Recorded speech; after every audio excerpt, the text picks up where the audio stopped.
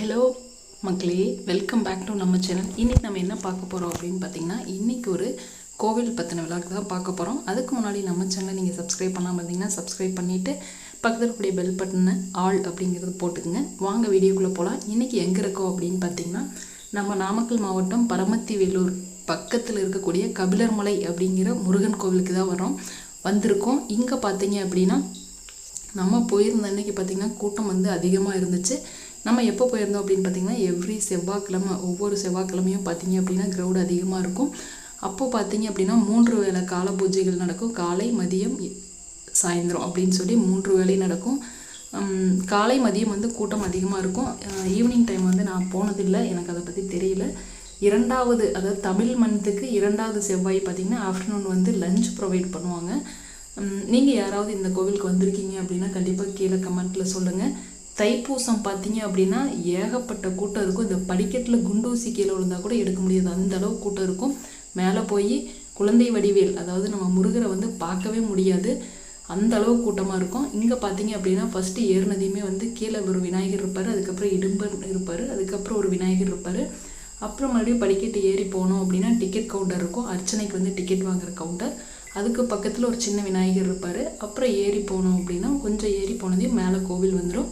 அங்கே பார்த்தீங்க அப்படின்னா என்னென்ன சுவாமி இருக்குன்னு பார்த்தீங்கன்னா, விநாயகர், சண்டிகேஸ்வரர், துர்க்கையம்மன் அப்படின்னு சொல்லிட்டு இருப்பாங்க. அதுக்கப்புறம் கபிலாம்பிகை ஈஸ்வரன் இருப்பார், கபிலாம்பிகை தாயார் இருப்பாங்க. இந்த எல்லாமே அங்கே இருக்கும். அதுக்கப்புறம் தான் உள்ள முருகர் கிழக்கு பார்த்து இருப்பார். முருகர் பார்த்தீங்க அப்படின்னா அங்கே குழந்தை வடிவேலாக காட்சி கொடுக்குறாரு.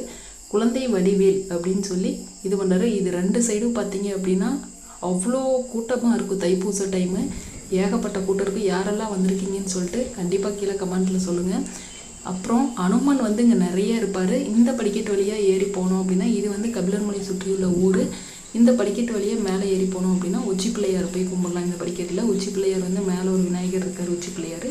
நான் ஒரு டைம் போயிருக்கேன், இன்னொரு டைம் போகணுன்னு ஆசை. பட் ஆப்பர்ச்சுனிட்டி கிடைக்கல, ஏன்னா தனியாக மேலே போக முடியாது. ஸோ அதனால் நான் போகலை. அதுக்கப்புறம் வீட்டுக்கு வந்தாச்சு.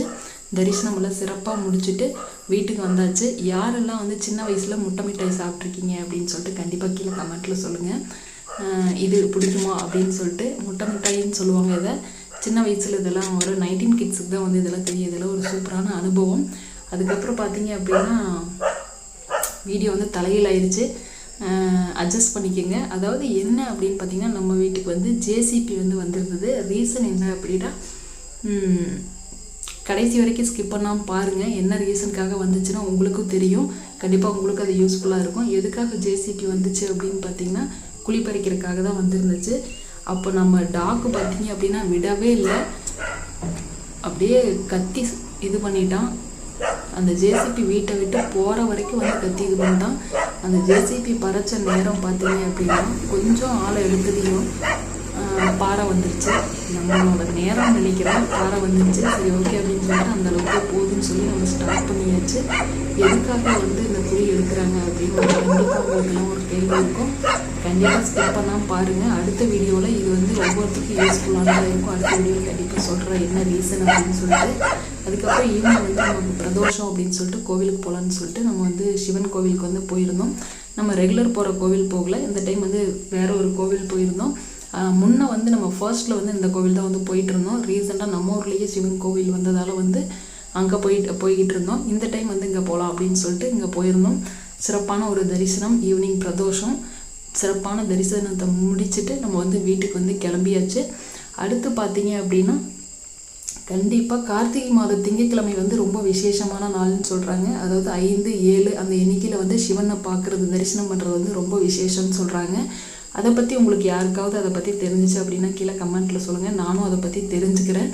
புதுசாக ஏதாவது உங்களுக்கு தெரிஞ்சிச்சுன்னா கமெண்ட்டில் சொல்லுங்கள். கண்டிப்பாக இந்த வீடியோவோட கண்டினியூஷன் நாளைக்கு வரும்.